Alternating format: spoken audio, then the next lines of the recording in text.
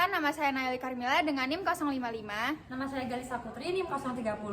Nama saya Zizkana Paselviana dengan NIM 036.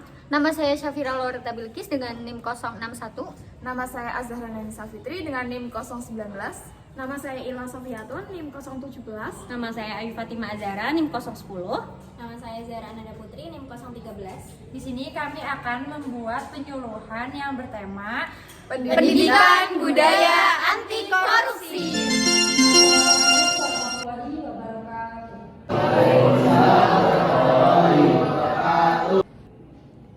Selamat pagi, salam sejahtera bagi kita semua.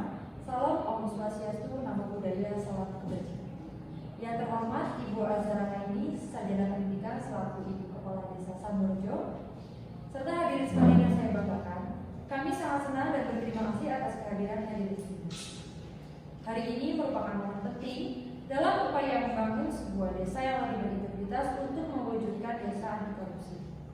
Saya, Galisa Putri, sebagai moderator acara hari ini, dengan bangga menyambut hadirin dalam acara penyuluhan mengenai budaya anti korupsi di kalangan pemuda-pemudi desa Samborjo.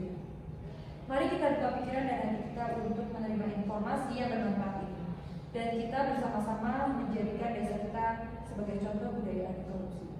Sebelum acara dimulai, saya akan membacakan susunan acara pada pagi hari ini. Yang pertama pembukaan, kedua menyanyikan lagu Indonesia Raya, ketiga pembacaan doa, keempat sambutan Ibu Kepala Desa, yang kelima pemaparan leaflet, yang keenam penyampaian materi, dan yang ketujuh evaluasi, dan yang terakhir penutup. Demikian susunan acara penyuluhan pada pagi hari ini. Sebelum kita masuk acara selanjutnya, marilah kita buka acara penyuluhan yang bertemakan Pendidikan Budaya Anti Korupsi dengan membaca basmalah bersama-sama. Bismillahirrahmanirrahim. Acara yang kedua, menyanyikan lagu Indonesia Raya. Hadirin dimohon berdiri.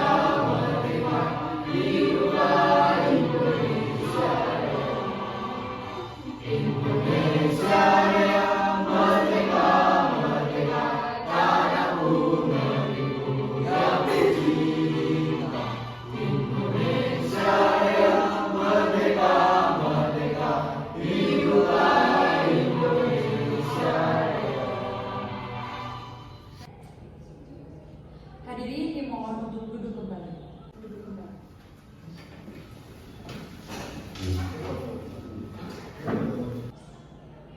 Acara yang ketiga, pembacaan doa oleh Saudari Siska Napasalvian. Kepada Saudari Siska, waktu dan tempat dipersilakan.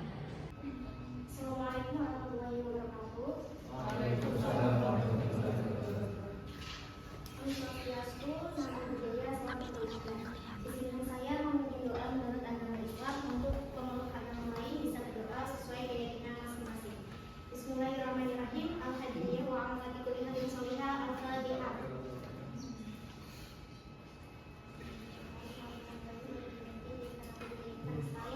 Ini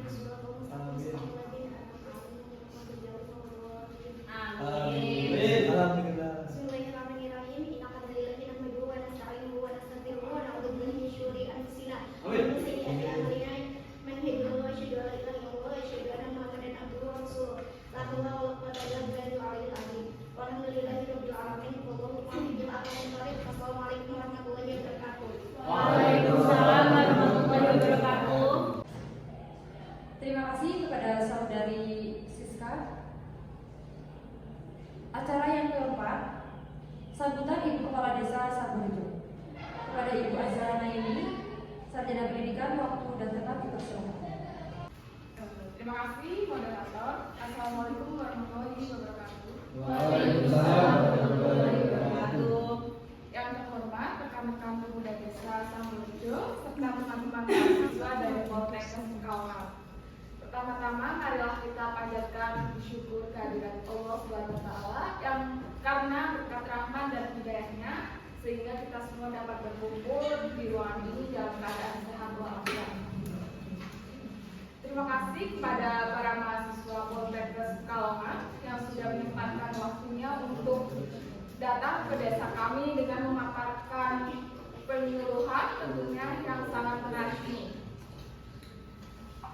Saya singgung sedikit mengenai tema hari ini yaitu pendidikan budaya anti korupsi, di mana korupsi ini sudah tidak asing lagi tentunya di telinga kita, apalagi di zaman sekarang yang banyak sekali pemuda-pemuda yang tidak taat akan aturan negara.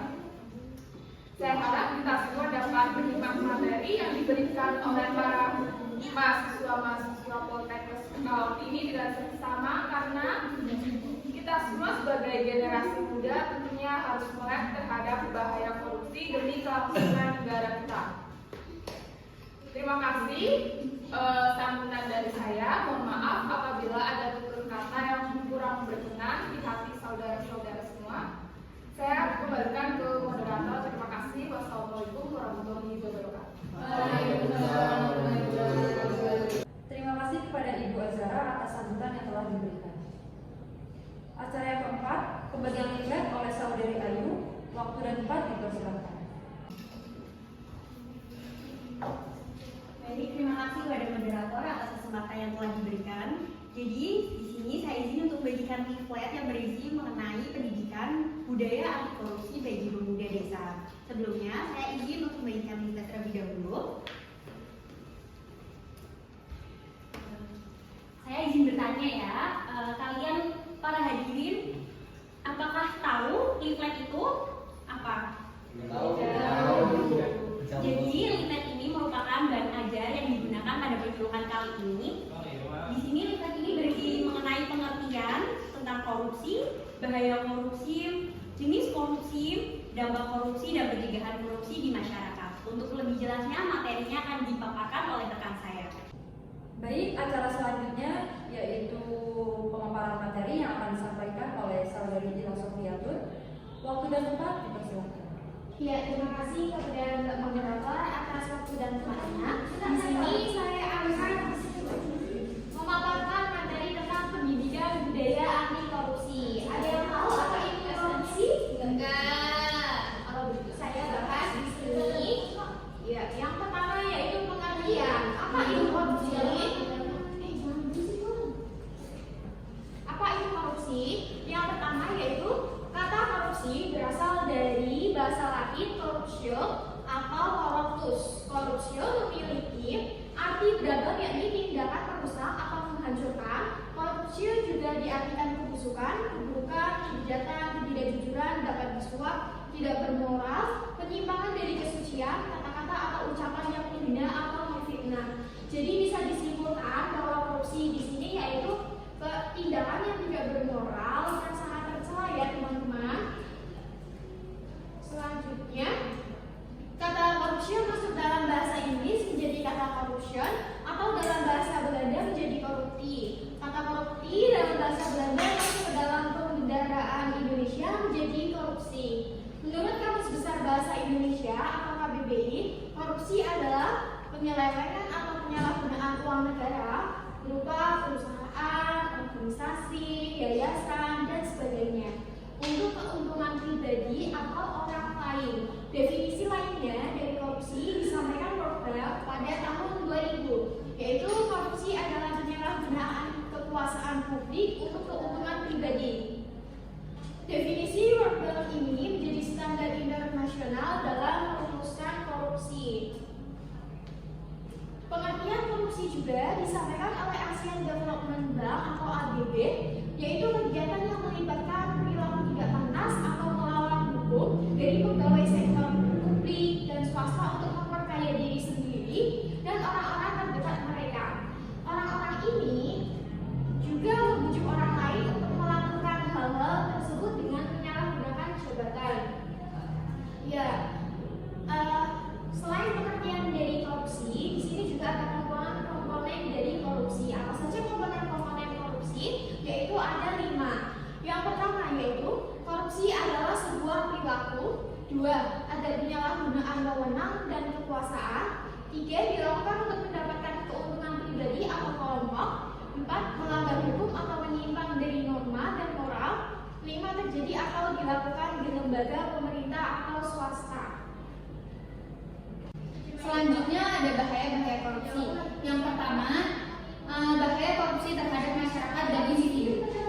Jika korupsi dalam suatu masyarakat telah merajalela dan menjadi makanan masyarakat setiap hari, maka akibatnya akan menjadikan masyarakat tersebut sebagai masyarakat yang kacau, tidak ada sistem sosial yang dapat berlaku dengan baik. Setiap individu dalam masyarakat hanya akan mementingkan diri sendiri atau self-interest dan selfishness. Yang kedua ada bahaya korupsi terhadap generasi muda. Salah satu efek negatif yang paling berbahaya dari korupsi pada jangka panjang adalah rusaknya generasi muda. Dalam masyarakat yang korupsi dibelah menjadi makanan sehari-hari, anak tumbuh dengan pribadi antisosial.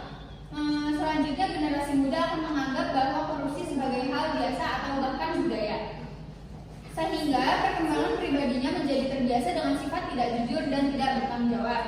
Yang ketiga ada bahaya korupsi terhadap politik.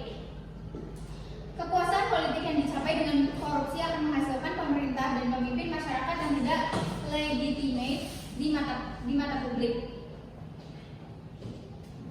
Selanjutnya ada jenis-jenis korupsi. Yang pertama ada petty corruption. Petty corruption sesuai dengan namanya, petty corruption adalah korupsi skala kecil oleh pejabat publik yang berinteraksi dengan masyarakat. Jenis korupsinya seperti pemungutan liar, gratifikasi, penyuapan, uang pelicin atau pemerasan untuk memuluskan pelayanan publik atau birokrasi. Yang kedua ada grand corruption. Grand corruption atau biasanya disebut korupsi kelas kakap adalah korupsi dengan nilai kerugian negara yang fantastis, miliaran hingga triliunan rupiah. Korupsi kakap menguntungkan segelintir orang dan mengorbankan masyarakat secara luas. Yang ketiga ada political corruption. Political corruption atau korupsi politik terjadi ketika pengambilan keputusan politik menyalahgunakan wewenangnya dengan memanipulasi kebijakan, prosedur atau aturan demi keuntungan diri atau kelompoknya. Selanjutnya ada hukum perbuatan korupsi dalam Undang-Undang Korupsi. Pasal 22 Undang-Undang Tipikor menyebutkan hukuman penjara bagi koruptor paling sedikit 4 tahun penjara. Maksimal hukuman penjara bagi koruptor adalah 20 tahun. Selain itu, Undang-Undang Tipikor mengatur denda bagi koruptor paling kecil 200 juta rupiah, denda yang paling besar 1 miliar rupiah. Oke, selanjutnya ada dampak dari korupsi. Dampak korupsi di bidang ekonomi yaitu adanya suap dan pungli dalam sebuah perekonomian menyebabkan biaya transaksi ekonomi menjadi semakin tinggi. Hal ini menyebabkan inefisiensi dalam perekonomian. Melambatnya perekonomian membuat kesenjangan sosial semakin lebar. Orang kaya dengan kekuasaan mampu melakukan suap akan semakin kaya, sementara orang miskin akan menjadi terpuruk dalam kemelaratan. Yang kedua, dampak korupsi di bidang kesehatan. ICW mencatat pengadaan alat kesehatan dan obat merupakan 2 sektor paling rawan korupsi. Perangkat medis yang dibeli dalam proses korupsi berkualitas buruk, pelayanan purna jualnya juga jelek, serta tidak presisi. Begitu juga dengan obat yang pembeliannya mengandung unsur korupsi, pasti keangguhannya dipertanyakan. Dampak selanjutnya dari korupsi yaitu korupsi meningkatkan kemiskinan. Korupsi akan membuat masyarakat miskin semakin menderita dengan mahalnya harga pelayanan publik dan kesehatan. Pendidikan yang buruk akibat korupsi juga tidak akan mampu membawa masyarakat miskin lepas dari jerat korupsi. Selanjutnya, dampak korupsi terhadap budaya. Ketika korupsi telah menjadi kebiasaan, maka masyarakat akan menganggapnya sebagai hal lumrah dan bukan sesuatu yang berbahaya. Hal ini akan membuat korupsi mengakar di tengah masyarakat sehingga menjadi norma dan budaya. Selanjutnya, dampak korupsi terhadap pembangunan. Dampak dari korupsi ini tentu saja kualitas bangunan yang buruk sehingga dapat mengancam keselamatan publik. Proyek infrastruktur yang syarat korupsi juga tidak akan bertahan lama, cepat rusak sehingga harus dibuka proyek baru yang sama untuk dikorupsi lagi. Selanjutnya, cara mencegah korupsi di masyarakat. Yang pertama, memperbaiki sistem dan memantau pengaduan masyarakat. Yang kedua, memberlakukan kewajiban pelaporan transaksi keuangan tertentu. Yang ketiga, pelaporan harta pribadi pemegang kekuasaan dan fungsi publik. Yang keempat, partisipasi Indonesia pada gerakan anti korupsi dan anti pencucian uang di kancah internasional.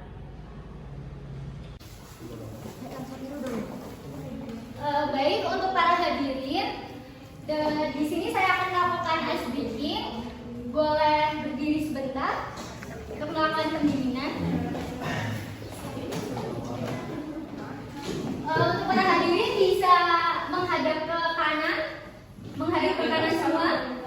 Ya, ke kanan. Kanan saya sini, saya sana. Ya. Pegang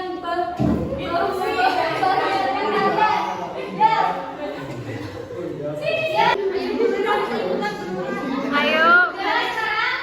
Kalian bisa pijit-pijit rekan kalian yang di rumah kalian, gak apa-apa. Ya, pijit. Ya, terus dipijit ya. Terus digigit, dipukul-pukul juga boleh.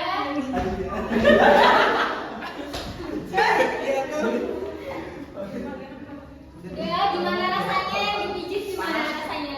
Mana saya Clara ini. Nah, kalau udah gantian. Biar yang dipijit rasanya. Ayo boleh pijit gimana? Nggak apa-apa. Ya udah.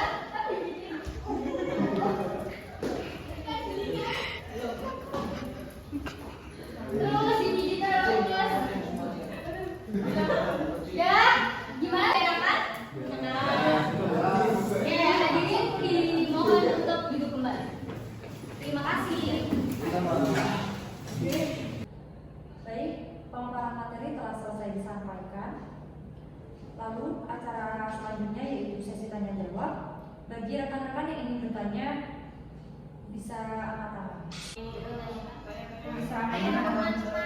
Oh iya itu, ada yang bertanya silakan berdiri.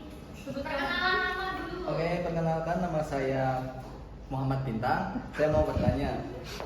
Saya tidak mau mengacu tentang materi barusan, tapi mengenai korupsi. Nah, saya mau bertanya, apa saja jenis korupsi di Indonesia dan tindakannya itu apa saja tentang korupsi, pelanggarannya?